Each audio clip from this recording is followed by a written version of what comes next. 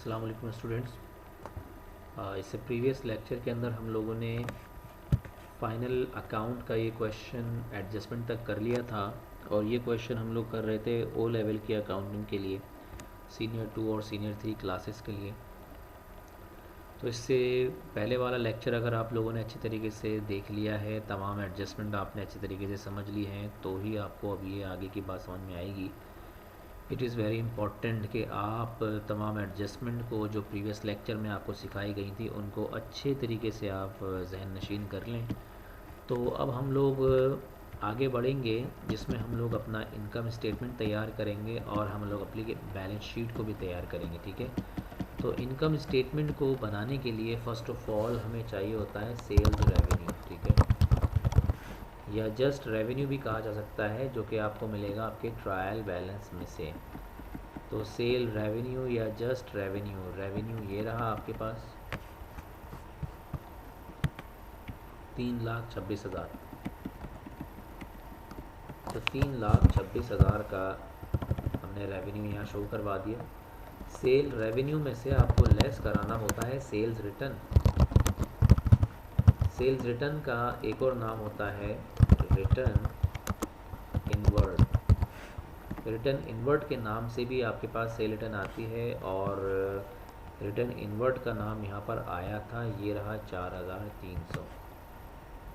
4,300 की हमारे पास return inward थी, लेकिन हमें एक बात का ध्यान ये रखना होगा कि क्या हमारी हम जो अमाउंट अब इनकम स्टेटमेंट में और बैलेंस शीट में ट्रांसफ़र करने वाले हैं, क्या वो एडजस्टमेंट को पास कर चुके हैं, एडजस्टमेंट से गुज़र चुके हैं कि नहीं। जैसे कि सेल को 3,26,000 हमने वहाँ पर लिखा, तो आपको ये देखना होगा कि सेल्स में कोई हमने यहाँ एडजस्टमेंट तो नहीं की थी, सेल्स के अमाउंट को हमने कहीं पे इंक्रीज़ या डिक्रीज़ तो नहीं किया था। तो आई होप ऐसा नहीं है। ठीक है, तो सेल के अमाउंट को हमने कहीं पर भी इंक्रीज़ या डिक्रीज़ नहीं किया था, तो सेल्स का अमाउंट एज इट इज़ आ गया हमारा। ठीक है, 3,26,000। उसके बाद रिटर्न इनवर्ड 4,300 की है, तो 4,300 की मैं रिटर्न इनवर्ड यहाँ पर माइनस करा देता हूँ और रिटर्न इनवर्ड को माइनस करवाने के बाद जो भी अमाउंट आएगा उसे कहा जाएगा नेट सेल्स। 3,21,700, 3,21,700, और इसे हम कहेंगे नेट सेल्स या नेट रेवेन्यू। ठीक है, हमारे क्वेश्चन में रेवेन्यू का नाम लिया गया है, तो नेट रेवेन्यू आपने नाम दे दिया, नेट रेवेन्यू। उसके बाद अब आप कैलकुलेशन करेंगे less cost of goods sold, यानी जो सेल्स थी वो तो आप लिख चुके हैं, अब आप कॉस्ट लिखेंगे। जो आप इन्वेंट्री ख़रीद के लाए थे वो आप कितने की ख़रीद के लाए थे, बेचा तो आपने 3,21,700 में। तो इसके लिए सबसे पहले आपको क्या करना होगा, इन्वेंट्री का ओपनिंग बैलेंस लिखना होगा कि सर ओपनिंग इन्वेंट्री हमारे पास कितनी थी, which will always be given in the trial balance. That was 30,000। Opening inventory 30,000। Opening inventory हम लिखने वाले हैं, इसमें कोई एडजस्टमेंट नहीं थी, ना ही हमने इसको बढ़ाया था, ना ही हमने इसको कम किया है। तो ओपनिंग एंट्री हमारी इन्वेंट्री 30,000 की है, तो हमने 30,000 को लिख दिया। देखिए जी, ये हमारी मेन कैलकुलेशन चल रही है। मेन कैलकुलेशन में इन्वेंट्री ओपनिंग को अभी नहीं लेकर आएंगे लेकिन थोड़ा ठहर के। उसके बाद ऐड करवाया जाएगा यहाँ पर परचेजेस का अमाउंट, लेकिन परचेजेस में भी कुछ एडजस्टमेंट हो सकती है, इसलिए परचेजेस को एक स्टेप पीछे हम पहले कैलकुलेट करेंगे। अब याद करें, परचेजेस में हमने एक एडजस्टमेंट की थी कि परचेजेस का अमाउंट जो था उसमें एक परचेजेस रिकॉर्डेड नहीं थी, तो परचेजेस की हमने उसको ऐड करवा दिया था और 136,950 आ गया था। तो 136,950 को हम यहाँ पे लिख देते हैं 136,950। अच्छा, मेन में नहीं लिखेंगे, हम थोड़ा दूर करके लिख रहे हैं इसको, 136,950। परचेज में ट्रांसपोर्टेशन इनवर्ड यानी कैरेज इनवर्ड को ऐड कराया जाता है। कैरेज इनवर्ड भी हमें बताया गया था यहाँ पर। कैरेज ऑन परचेजेस के नाम से 2,700 का हमने ये ख़र्चा किया था गुड्स को लाने के लिए। अच्छा जी, परचेज़ के बाद परचेज़ रिटर्न यानी रिटर्न आउटवर्ड, ऐसा कोई अकाउंट हमारा यहाँ पर नहीं आया था।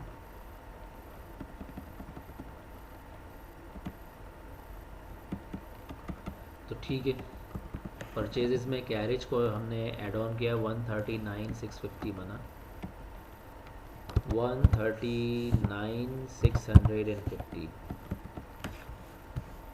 इसे हम कहते हैं नेट परचेजेस।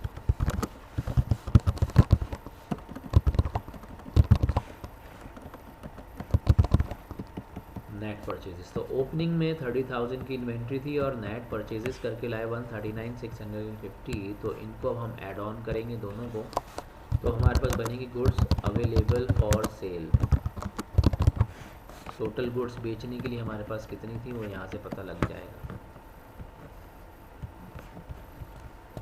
तो ओपनिंग और नेट परचेजेस को मिलाया तो 169,650 की अवेलेबल गुड्स थी, लेकिन इसमें से कुछ गुड्स बच जाती हैं एंड पर, जिन्हें कहते हैं इन्वेंट्री एंडिंग, उसे हम लेस करा देते हैं। और इन्वेंट्री एंडिंग हमने यहाँ पर आपको बताया था कि ट्रेडिंग अकाउंट में जब आप अपनी इन्वेंट्री के बारे में बात कर रहे होगे तब आप वहाँ पर माइनस कराओगे कि ये इन्वेंट्री आपकी बच गई, तो माइनस कराएंगे 35,550 की एंडिंग इन्वेंट्री। तो जब इसको लेस कराएंगे तो हमारे पास जो अमाउंट बचेगा उसे हम कहेंगे कॉस्ट ऑफ गुड्स सोल्ड, 134,100, इसे हम कहेंगे कॉस्ट ऑफ गुड्स सोल्ड। तो कॉस्ट ऑफ गुड्स सोल्ड को हमने बेसिकली माइनस करवाना है सेल्स के अमाउंट में से, तो माइनस करवाएंगे, तो माइनस करवा कर हमारे पास जो भी अमाउंट बचेगा वो बच रहा है 187,600, इसे हम कहते हैं ग्रॉस प्रॉफिट। ग्रॉस प्रॉफिट के बाद अब आपको ऑपरेटिंग एक्सपेंसेस को लेस कराना होगा, जो आपके बिज़नेस को रन करने के खर्चे हैं, और ख़र्चों को तलाश करने का एक तरीका है, और तरीका ये है कि पहले ट्रायल बैलेंस के अंदर से एक्सपेंसेस को ले लें और एक्सपेंसेस को शुरुआत से ढूंढना शुरू करेंगे। ये तो सारे एसेट थे, ये उनके प्रोविज़न फॉर डेप्रिसिएशन थे, डिस्पोजल अकाउंट, ये तो हमारी इनकम है, अभी इनकम में इसको लेंगे हम लोग। रेवेन्यू हो चुका है, परचेज हो गया है, रिटर्न इनवर्ड हो गया है, कैरेज ऑफ गुड्स, इसमें से हमने कैरेज इनवर्ड ले लिया है। वेजेस एंड सैलरीज, तो वेजेस एंड सैलरीज 90,000 की हैं, पहले इनको लिख लेते हैं।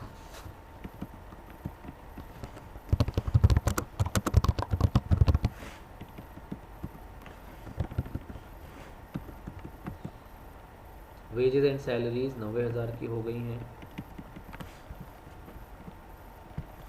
उसके बाद मोटर व्हीकल एक्सपेंस 11,250, इसमें भी कोई एडजस्टमेंट नहीं थी, 11,250।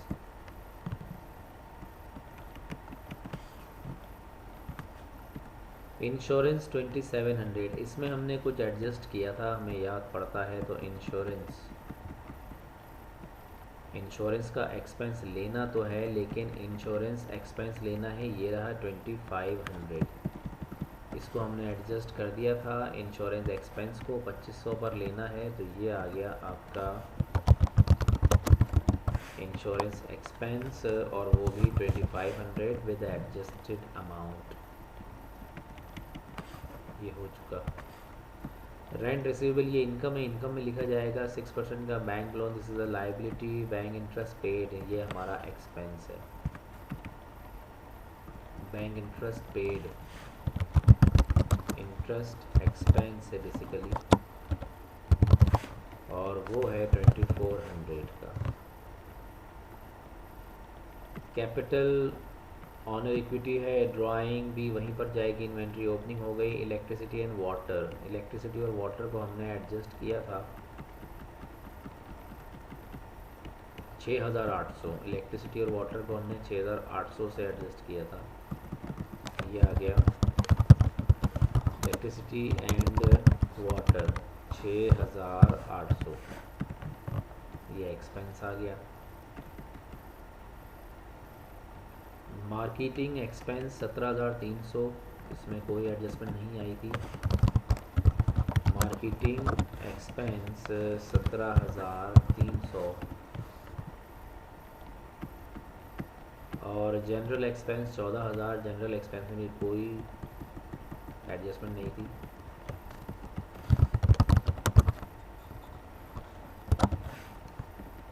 जनरल एक्सपेंस का अमाउंट 14,000।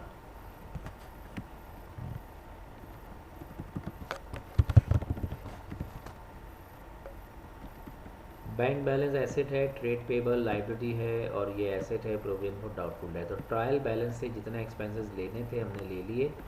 अब हमें एक्सपेंसेस को तलाश करना है कि कहीं कोई एक्सपेंस रह तो नहीं गया हमारी एडजस्टमेंट के अंदर।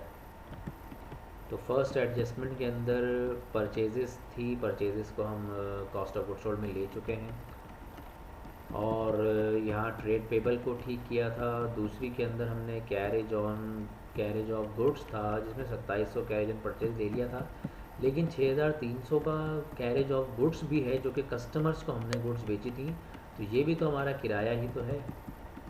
तो इसको हम यहाँ एक्सपेंस में लेंगे, कैरेज ऑफ गुड्स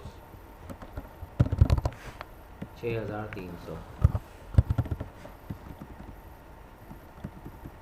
उसके बाद एडजस्टमेंट नंबर 3 में इन्वेंट्री एंडिंग है, वो हो गया है। चौथे में रेंट इनकम, ये इनकम में लिखेंगे हम। इंश्योरेंस हो चुका है। इलेक्ट्रिसिटी वाटर इसको एडजस्टेड को लिख चुके हैं। मोटर व्हीकल तो एसेट है। बैंक अकाउंट में कमी आ रही है, इसको छोड़ दें, ये कोई खर्चा इनकम नहीं है। मोटर व्हीकल का डेप्रीसिएशन हमारा एक्सपेंस बनेगा 5,000 से। तो ये आ गया डेप्रीसिएशन ऑन मोटर व्हीकल्स 5,000। तो मोटर व्हीकल का डेप्रीसिएशन है तो इसका मतलब है लैंड और बिल्डिंग। तो हमने लैंड की 60,000 की जो वैल्यू सवाल ने बताई थी माइनस करा के 1,10,000 की बिल्डिंग की वैल्यू निकाल के उस पर 2,200 का डेप्रीसिएशन निकाला था। तो depreciation on building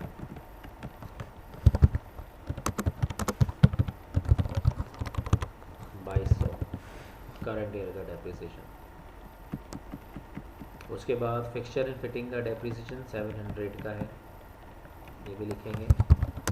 depreciation on fixture and fitting 700। उसके बाद ट्रेड रिसीवेबल की कैलकुलेशन की थी, इररिकवरेबल डेट 7,000। तो 7,000 से हमारा ये इररिकवरेबल डेट था, तो पैसा हमारा डूब गया। 7,000 ये हमारा एक्सपेंस है।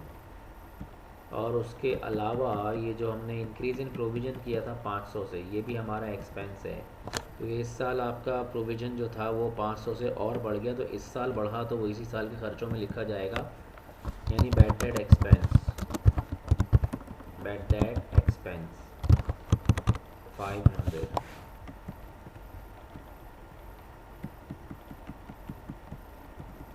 बस आई थिंक सारे यहाँ पर एक्सपेंसेस हो गए हैं।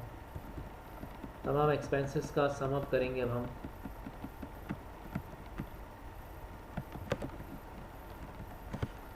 $165,950।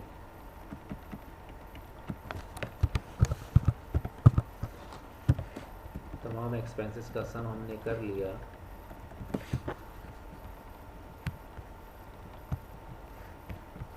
ये आ गए टोटल ऑपरेटिंग एक्सपेंसेस।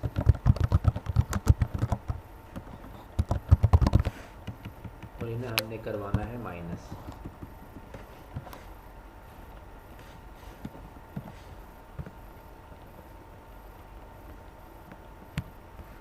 लेकिन माइनस करवाने से एक स्टेप पहले हमें एक काम करना होगा, ऐड अदर इनकम। अगर कोई अदर इनकम है तो उसको भी लाकर यहाँ ऐड करवानी होगी। अदर इनकम को ढूंढ लेते हैं। डिस्पोजल अकाउंट 8,500, सबसे पहले तो ये आ गया गेन ऑन डिस्पोजल।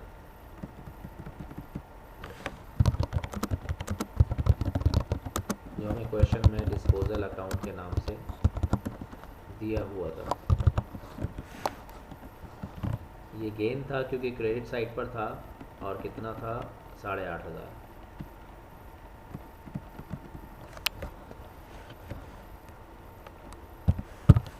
8,500 का गेन ऑन डिस्पोजल आ गया।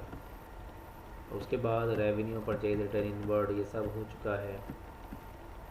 रेंट रिसीवेबल, ये हमारी इनकम 14,500 की थी, इसको हमने एडजस्ट किया था 16,000 पे, क्योंकि 1,500 भी और आए, तो 16,000 की रेंट इनकम है। 16,000 बस, ये दो हमारी इनकम है। सम किया तो 24,500 बना। अब हम फाइनलाइज कर रहे हैं। हमने ग्रॉस प्रॉफिट निकाल लिया था और ये एक्सपेंसेस निकाल लिए थे और अभी अभी ये इनकम को कैलकुलेट किया है। इन सब को हमने अब हम क्या करना है, हमें इनको सम अप कर देना है। प्लस को प्लस कर देना है और माइनस को माइनस कर देना है। तो 187,600 का ग्रॉस प्रॉफिट माइनस 165,950 प्लस 24,400, ये आ गया 46,150। This is called net profit. Net profit इनको हुआ है इतने डॉलर्स का, 46,150। अब आ जाते हैं बैलेंस शीट की जानिब। ये था हमारा इनकम स्टेटमेंट, आपके सामने है।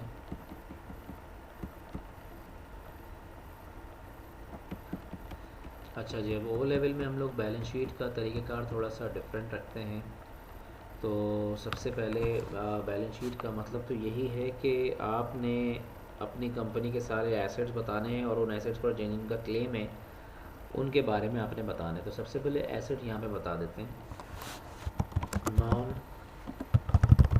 Current assets. First of all non current asset हमारे पास कौन कौन से थे, land and building, motor vehicle, furniture fittings. 1, 70, 30 और 7।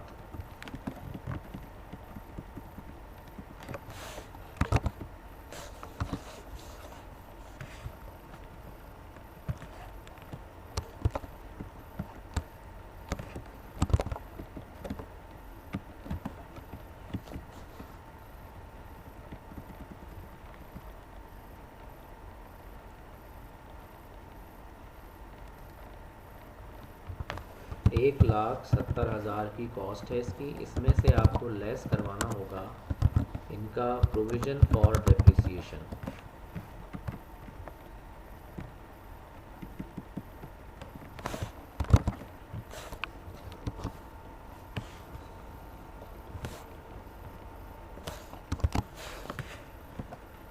तो प्रोविज़न फॉर डेप्रिसिएशन में अब आपने करना यह है कि जो लैंड एंड बिल्डिंग का प्रीवियस अमाउंट था, लैंड एंड बिल्डिंग का जो प्रीवियस अमाउंट था वो था 18,600। प्रोविज़न का जो प्रीवियस अमाउंट था 18,600 था। पहले उसको आप ले लें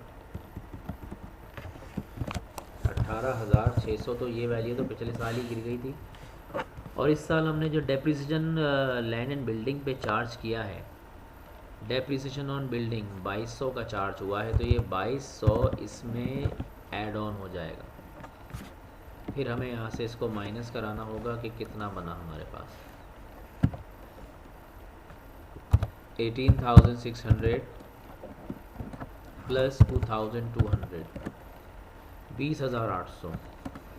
तो इसको माइनस कराएंगे 20,800 को, और जो बचेगा वो कहलाएगी book value, net book value.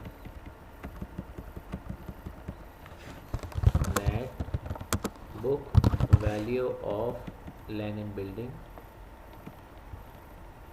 उसको हम यहाँ पर बिल्कुल कॉर्नर में लिख देते हैं। वैल्यू बच गई हमारे पास। अच्छा, लैंड एंड बिल्डिंग 17,000, अच्छा 1,70,000 है, हमने 17,000 लिख दी यहाँ पर, इसलिए थोड़ा सा प्रॉब्लम आया। तो ये आ गई 1,70,000 माइनस 20,800 बचा 149,200, 149,200 ये बुक वैल्यू आ गई। उसके बाद मोटर व्हीकल हमें बतानी है कि मोटर व्हीकल कितनी थी। एक तो फिक्स एसेट ये हो गया आपका मोटर व्हीकल्स। मोटर व्हीकल की पहले कॉस्ट बतानी है। अब आप याद करें कि मोटर व्हीकल के बारे में आपको बताया गया था कि एक मोटर व्हीकल आपने ख़रीदी तो थी मगर लिखी नहीं थी, तो उसको आपको दिखाने का टाइम आ गया कि एडजस्टेड 46,000 की बन गई थी वो मोटर व्हीकल का अमाउंट 46,000। और बिल्कुल ऐसे ही यहाँ से भी माइनस कराना होगा आपको provision for depreciation motor vehicles का। तो प्रीवियस जो मोटर व्हीकल का प्रोविज़न फॉर डेप्रिसिएशन था वो 10,000 था। 10,000 में प्लस करवा लें, इस बार का मोटर व्हीकल का जो डेप्रिसिएशन चार्ज हुआ है 5,000, तो ये आ गया 15,000। 15,000 को आपको मालूम इसको माइनस कराना है। माइनस कराने के बाद जो बचेगा वो इसकी बुक वैल्यू कहलाएगी कि अब इतने की बच गई है वैल्यू मोटर व्हीकल्स की 31,000, और इसे कहा जाएगा नेट बुक वैल्यू।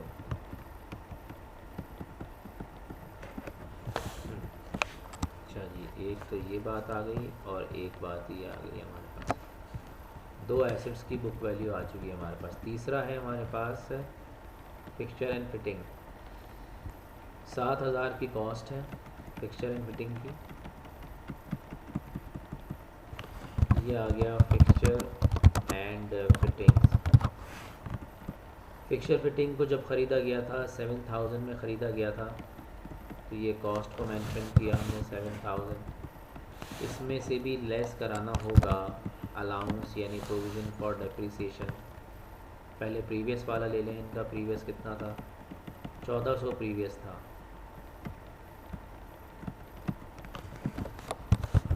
1400 प्रीवियस था और 1400 में इस बार का जो 700 का डेप्रिसिएशन चार्ज हुआ है उसको भी मिलाकर यहाँ से माइनस करा दें, यानी ये बन गया 2100।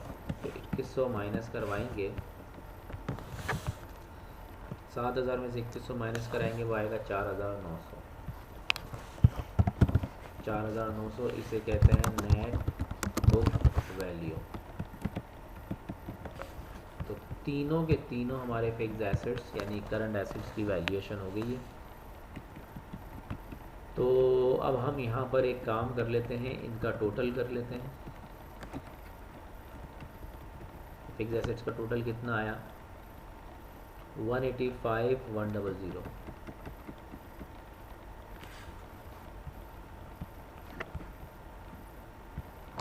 185,100 ये आ गया total non current assets. Total non current asset आ गया। अच्छा जी, अब आप इनमें शामिल करें करंट एसेट्स।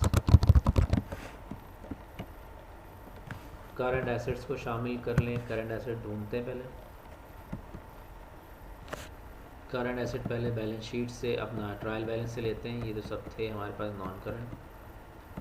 डिस्पोजल हमारा गेन था, रेवेन्यू इनकम थी, परचेज हो चुका है, रिटर्न इनवर्ड हो चुका है, कैरेज ऑफ गुड्स हो चुका है, वेजेस एंड सैलरीज हो चुका है, मोटर व्हीकल एक्सपेंस हो गया है, इंश्योरेंस हो चुका है, रेंट रिसीवेबल हो चुका है, 6% bank loan, this is our liability.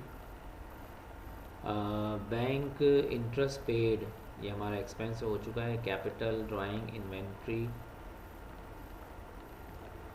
ये हो चुका है। इलेक्ट्रिसिटी एंड वाटर, मार्केटिंग ये सब हो चुका है। जनरल एक्सपेंस बैंक ये आ गया। बैंक आ गया हमारे पास। तो बैंक 27,450 है करंट एसेट में। सबसे पहले आ गया ये बैंक आ गया 27,450। 27,450 बैंक के बाद ट्रेड पेबल है, ट्रेड रिसीवेबल है। ट्रेड रिसीवेबल को हम लोग इरिकवरेबल से माइनस करा चुके हैं, तो माइनस करवा कर कितना आया था। ट्रेड रिसीवेबल हमने 28,000 बना लिया था, 7,000 क्योंकि इरिकवरेबल हो गया था।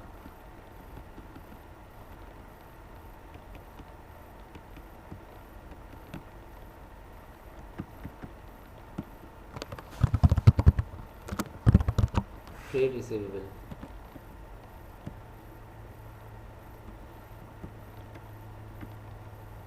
ट्रेड रिसीवेबल का अमाउंट 28,000 था।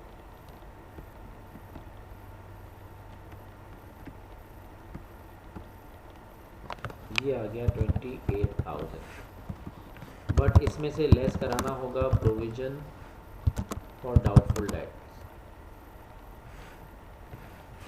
प्रोविजन फॉर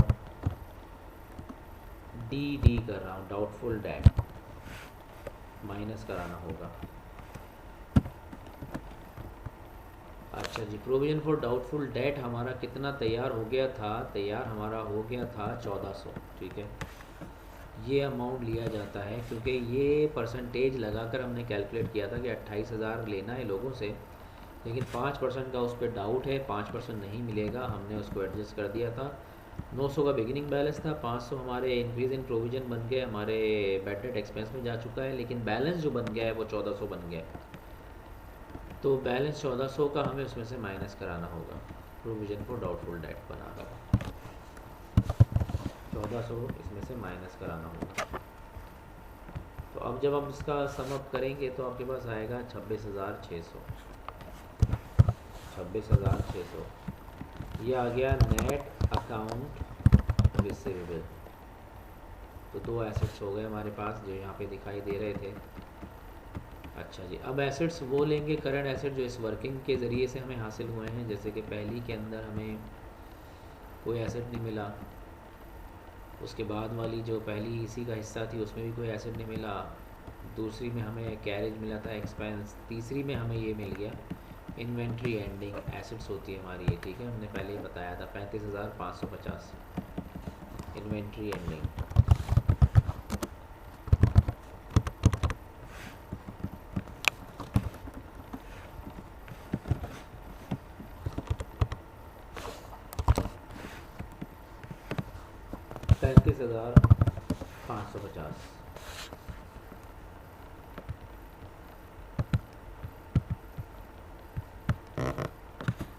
अच्छा जी, पॉइंट नंबर 3 से ये एसेट मिला। 4 से हमें रेंट रिसीवेबल दिखाई दे रहा है, ये भी एसेट है। 1500 का रेंट अभी आपको और मिलेगा, ये आपका रेंट रिसीवेबल एसेट है।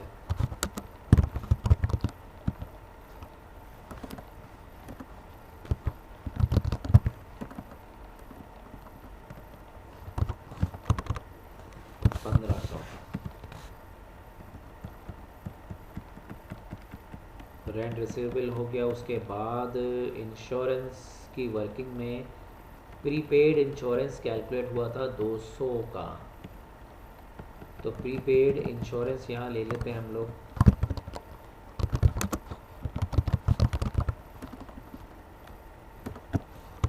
प्रीपेड इंश्योरेंस 200 का।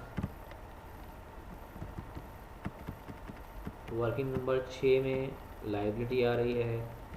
7 में मोटर व्हीकल नहीं लिखा था, वो लिख दिया। 7 के अंदर बैंक अकाउंट को हमने कम किया था, ये हमारा एसेट है। वो हम लोगों ने बैंक अकाउंट को ले लिया था 27,450 पर, लेकिन यहाँ पर देखें एक चेक इशू हुआ था 16,000 का, लेकिन 11,450 का बैलेंस बैंक का आएगा। 11,450 का हमने गलती से वहाँ पर वो पुराना वाला ही अमाउंट लिख दिया, एडजस्टेड अमाउंट नहीं लिखा, अब हमने लिख दिया उसको। वर्किंग नंबर 8 में मोटर व्हीकल का डेप्रिसिएशन निकाला गया है। दोबारा वर्किंग नंबर 8 में लैंड एंड बिल्डिंग का निकाला गया है।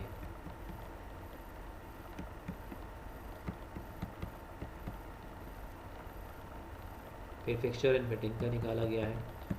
ट्रेड रिसीवेबल हो चुका है हमारा। तमाम करंट एसेट्स हो चुके हैं। तो तमाम करंट एसेट्स का सम निकाल लेते हैं। 11,450 लेंगे पहले। फिर दूसरा आ गया नेट अकाउंट रिसीवेबल 26,600। फिर inventory ending rent receivable prepaid insurance, ये बना 75,300 का।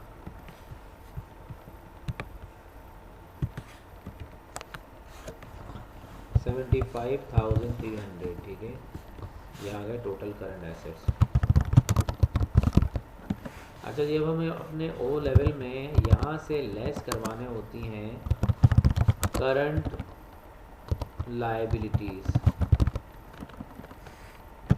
लाइबिलिटीज़ को यहाँ से लेस कराना होगा करंट एसेट्स में से। So find out the current liabilities firstly from the trial balance. Current liability में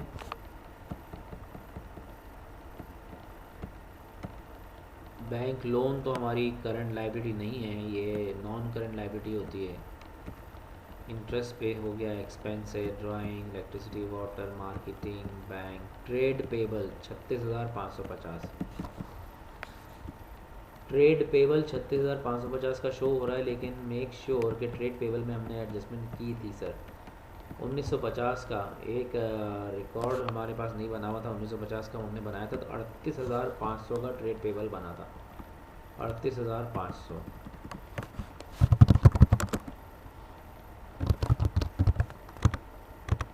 ट्रेड पेबल हमारे पास 38,500 का बनेगा। एडजस्टेड अमाउंट 38,500 आ गया।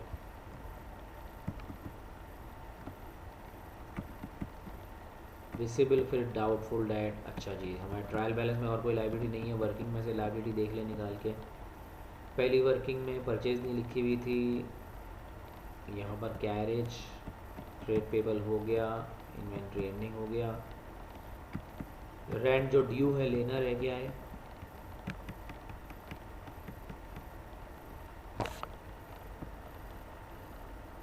इंश्योरेंस यहाँ से हो चुका है। इलेक्ट्रिसिटी एंड वाटर ओइंग है 750 की। इलेक्ट्रिसिटी एंड वाटर, ठीक है, ये भी लाइबिलिटी है 750 की, यहाँ पर हमने मेंशन कर दिया इलेक्ट्रिसिटी एंड वाटर। उसके बाद बैंक अकाउंट को तो हम ठीक कर चुके हैं। Motor vehicle liability, any liability, और कोई लाइबिलिटी यहाँ से शो नहीं हो रही है, तो बस ये दो लाइबिलिटीज़ ही आ रही हैं। इन दोनों लाइबिलिटीज़ का सम अप किया, वो आया 39,250। 39,250। तो ये हैं करंट एसेट्स। इनमें से हमें माइनस कराना होगा करंट लाइबिलिटीज़ को, और करंट लाइबिलिटी का अमाउंट आपके सामने है 39,250।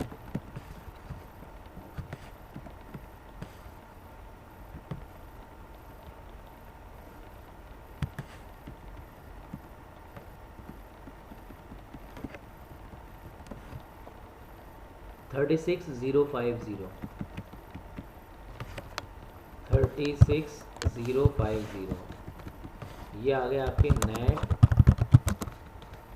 Current assets. यानी जब आपने करंट एसेट में से करंट लायबिलिटी माइनस करा दी तो नेट करंट एसेट आपके पास आ गए। अच्छा जी, बड़े बड़े एसेट तो ये थे ही आपके पास, और नेट करंट एसेट ये आ गए हैं। अब आपने एक काम और करवाना है, यहाँ से लेस करानी है अपनी जो रिमेनिंग लाइबिलिटीज़, यानी नॉन करंट बड़ी बड़ी लाइबिलिटीज़।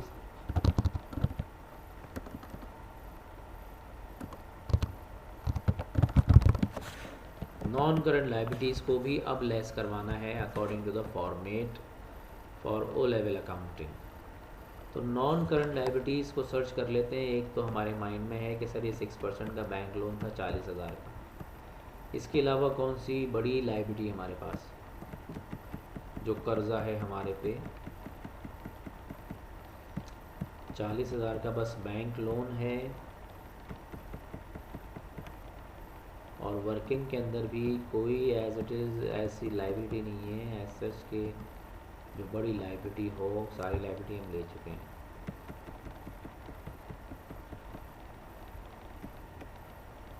ठीक है, 6% बैंक लोन 40,000 का, वो भी अब हमें यहाँ से माइनस कराना पड़ेगा। Only one non current liability भी है। ओके जी, तो ये हमारे पास सिलसिला आ गया कि नॉन करंट एसेट्स हमारे पास आ गए हैं। नॉन करंट का टोटल हमारे पास आ गया था 185,100। ठीक है जी, और उसमें करंट एसेट्स मिलाए हमने 36,050, करंट लाइबिलिटी माइनस कराई 40,000, सॉरी करंट कह रहा हूँ, नॉन करंट माइनस कराया 36,050, तो हमने नेट करंट एसेट ले लिए थे। अब हमारे पास बना 181,150, यानी एसेट्स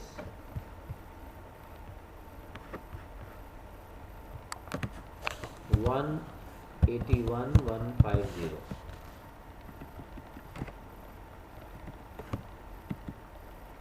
इन्हें हम कहेंगे total assets, net total net assets कह सकते हैं हम इनको। ठीक है, तो एक साइड बैलेंस शीट की हमारी रेडी हो गई है। अब हमें यहाँ पर लास्ट पॉइंट बनाना है कि अगर बिजनेस के पास इतने के एसेट्स हैं तो ये फाइनेंस्ड कहाँ से हुए। ठीक है, यानी कि कैपिटल, इक्विटी जिसे हम कहते हैं कि ये पैसा आया कहाँ से, मतलब इस पर किसका हक है, उसे हम कहते हैं कैपिटल। तो कैपिटल का first of all opening balance आपको शो करना होगा, which was given in the question. Trial balance, capital का ओपनिंग बैलेंस था 1,60,000। कैपिटल का ओपनिंग बैलेंस 1,60,000, यहाँ हमने लिखा 1,60,000। इसमें ला के आपको अपना नेट प्रॉफिट ऐड ऑन करना होगा, जो कि था 46,150। ये ऐड हो गया। इसमें से लेस करवानी होगी आपको ड्राइंग्स जो ऑनर ने की हैं इस साल। ड्राइंग देख लें आप, आपके सवाल में गिवन थी 25,000 की ड्राइंग थी, ये रही 25,000 की ड्राइंग। तो 25,000 की ड्राइंग यहाँ से माइनस कराएंगे। अच्छा जी, अब हम यहाँ पर कैपिटल, ओपनिंग, नेट प्रॉफिट और ड्राइंग का सम अप कराने वाले हैं। तो ये वाला अमाउंट भी हमारा बराबर आ गया है 181150, 181150, 181150। This is called the capital ending, और ये बिल्कुल बराबर होना चाहिए आपके एसेट्स के अमाउंट के। ठीक है, तो आप देख सकते हैं कि ये थे आपके टोटल नेट एसेट्स, और इनको फाइनेंस जो किया गया है वो कैपिटल से किया गया है, ये भी शो हो गया है। तो बच्चों, ये था आपका एक लेंथी क्वेश्चन। इस क्वेश्चन को आपने बार बार करना है। लेंथी क्वेश्चंस को याद करने का तरीका यही होता है, 2 से 3 बार ये क्वेश्चन करेंगे, आपको अच्छी तरीके से तमाम चीज़ें याद हो जाएंगी। फिर इंशाल्लाह जो नेक्स्ट क्वेश्चन होगा उसमें ज़्यादा प्रॉब्लम नहीं होगा आपको। इस क्वेश्चन को अच्छी तरह देख लीजिए आप लोग। इंशाल्लाह फिर नेक्स्ट वीडियो में मुलाकात होगी। टिल देन, अल्लाह हाफिज़।